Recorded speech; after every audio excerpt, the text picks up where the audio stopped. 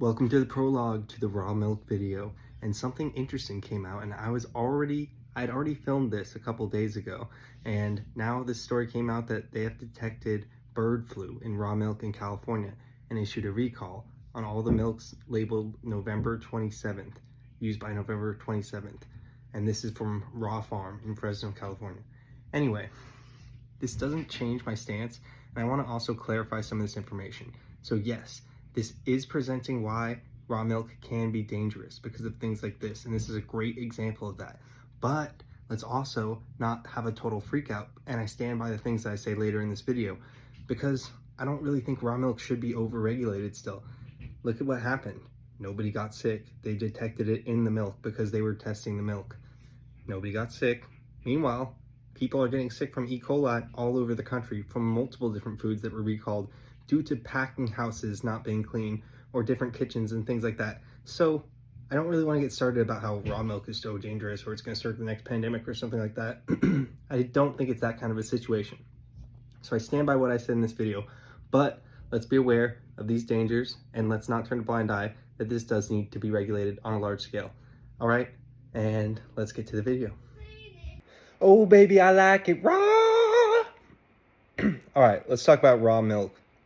This is kind of turning into a culture war issue right now, and I just really don't think there's anything partisan about raw milk. And so I just wanted to make a video to talk about the differences between raw milk and pasteurized milk that are actually true, not just crazy stuff that you're hearing people say, and also why I think raw milk should totally be illegal. No, just kidding. I'll tell you what I really think at the end of the video, so pay attention, and I actually have a really good take, I think. So I started drinking raw milk like 6 years ago. I was living up in Santa Barbara, had access to a lot of farm fresh stuff, and there's a farm up in Fresno that has a license to do raw milk, and this is when I started learning about the difference between raw milk and pasteurized milk. And upon more research that I'd done recently, I realized that some of the things that I was told about raw milk were not actually true or scientifically verifiable.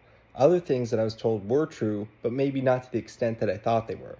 So I just thought, this is really interesting. Raw milk, bacteria, this, and there's like, oh, it's probiotic. It's got more nutrition. The nutrition's more bioavailable. It'll help with allergies. It's good for inflammation and all these different things. And actually, pasteurized milk might be making you sick and giving you lactose intolerance. And also, they say, oh, people that are lactose intolerant can have raw milk. Those are all claims that are made in support of raw milk. Most of them are not actually true.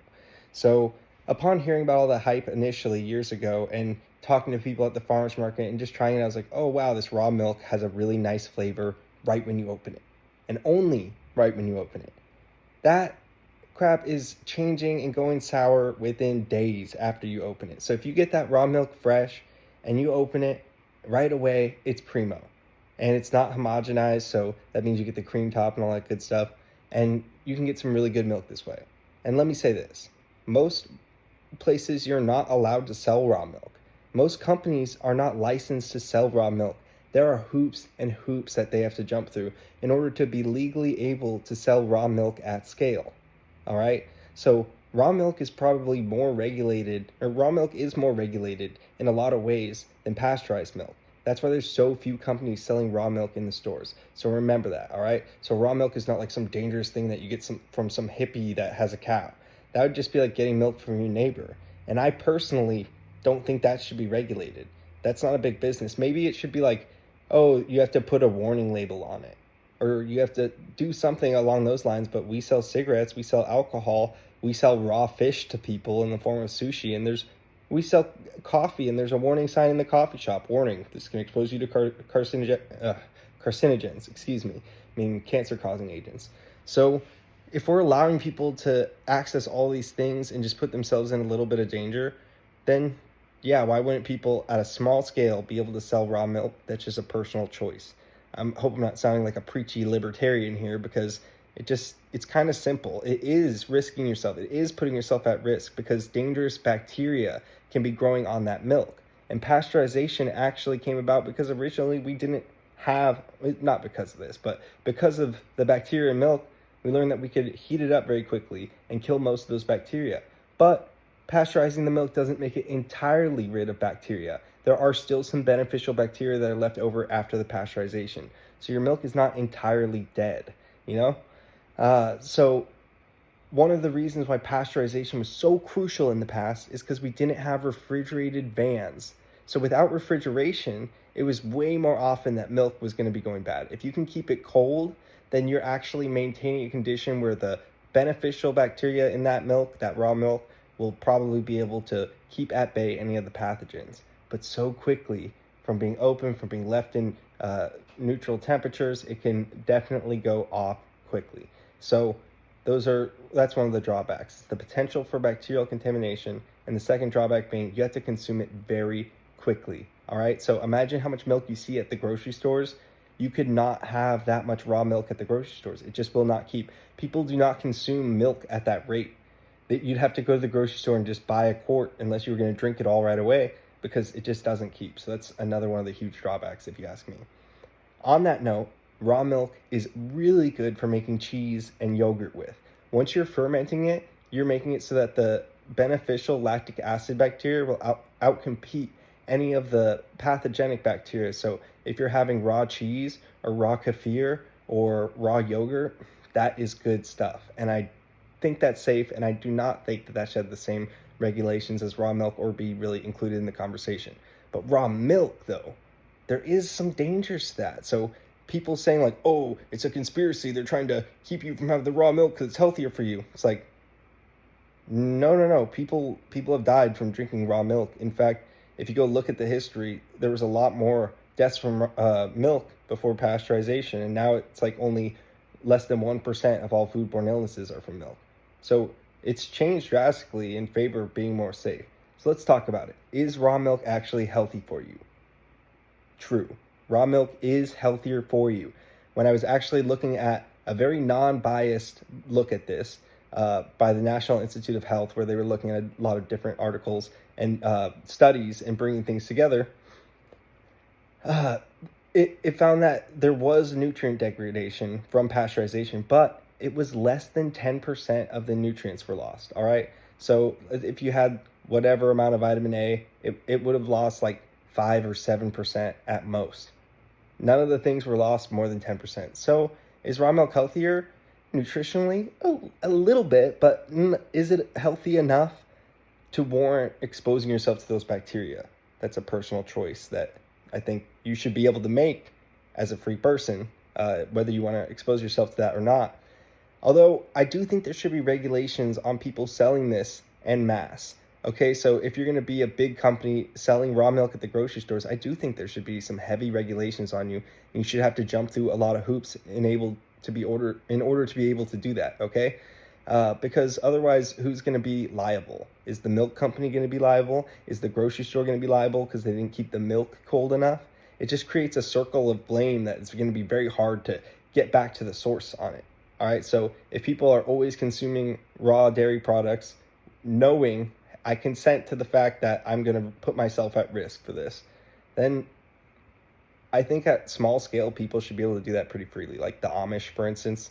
Apparently, this was an issue for certain voters, and I've seen some Congress people that are kind of nutty coming out about this. And with RFK being the health secretary or whatever the heck he is, you hear a lot of people talking, oh, raw milk, and it's like, it's not that much healthier. It is putting you at risk. It does deserve to be regulated to some extent, maybe not to the highest magnitude, because there's plenty of other things that are unregulated that are more dangerous, but maybe not like, no regulation either. So let's look at some of the other claims. There was no science that I could find that actually showed that kids that drank raw milk had less allergies. There was some studies that found that kids that grew up on farms had less allergies. Although I think that probably has a lot more to do with the environment they're growing up in, and also the close proximity to livestock, animals, and dogs and cats, etc., that maybe will build up a little bit of natural immunity for those kids growing up on farms. But there was nothing that said that kids that drank raw milk would have a better allergy or allergic reaction. What is it? A better allergy response, sorry if I'm not using the right words, than people that didn't drink raw milk. So that's a myth. That I couldn't verify that anywhere. I was able to find that one of the things about there being more anti-inflammatory properties in raw milk was true, although I could not find where they showed that it made a smaller inflammatory response in people. So just because it has something that's anti-inflammatory in it doesn't mean that when you drink it and consume it and all that, it's gonna like be such a impact on your body's natural response to digestion. So I wasn't able to find that the anti-inflammatory response was huge, although there is some anti-inflammatory components to raw milk that are not present after pasteurization. I lost my train of thought. I'm back. So the other thing I'm hearing about raw milk from certain people is that they're saying, oh, it's probiotic because it's alive. And yeah, it's a little bit probiotic, but if you really do some research on that, it's not probiotic enough to make a difference for you. So that's another thing that people are kind of stretching the truth on. Now, why am I even talking about this? Why is it important? Because I've been seeing the dialect from this on both sides, and I just find it to be so ridiculous how people aren't doing this thorough analysis to understand before they get on one side and get really high and mighty about it. Like, I've been seeing a lot of, like I said, crazy Congress people and crazy right-wingers and crazy homesteader type people being like, yeah, it's a conspiracy against the raw milk and they're trying to keep you sick and RFK is going to save us. And I think that is wacky behavior because just look into it. It's not completely crazy that it's not a conspiracy, all right? It's not a conspiracy with the raw milk. Now, the other thing that's really bothering me, I'm going to just go ahead and call out, I saw several different like liberal content creators being like, ooh, these sickos just want to drink this gross sour cow milk. And it's like, yeah, you're kind of right, but like to phrase it that way is really disrespectful and it's causing contention in a way. You're not being respectful to the fact that raw milk is not that gross. It really just isn't. It can be, but it just really, milk is milk. Come on. So when you are trying to own the conservatives by being like, ew, you drink that disgusting raw milk, it's like you're coming off like an idiot and you're coming off uneducated and you're saying, raw milk is so dangerous and so bad for you. It's like, no, you're not paying attention because some of the stuff that they're saying is true. And so if you just deny everything like, no, raw milk's not healthier for you, it's like by some metrics, it actually is. So you're not going to be able to engage in a conversation with somebody where you can actually be like, hey, we get that you want to drink some raw milk and we want to allow you to do that. We're just going to have to make some regulations on how people sell raw milk en masse and also put some labels on all raw milk so that people know that they're endangering themselves if they drink it and they're responsible and they're liable to whatever happens to them. I don't think it would be as big of a crisis as cigarettes or fast food or anything else that we allow people to do, alcohol. So why can't we just give people that freedom? Why does it have to be a contentious issue that we have to fight over? It's stupid, all right? So just let some people have some raw milk. Allow there to be regulations on raw milk. And don't forget, raw cheese and raw yogurt and kefir, that is bomb. And that is clean and that is good. And that's the word, all right? So I hope you learned something about raw milk. I hope that you aren't gonna jump on to some weird culture war issue thing and just be aware, like, if somebody's talking BS, then you can maybe educate them. Hey, actually, why don't you look up this and look up that? And you find that it's not all what one of the sides is saying it is. It's a little bit more nuanced. So I just wanted to break that down and hopefully that cleared things up for you. And everyone, stop being crazy about this raw milk thing. It's not that serious.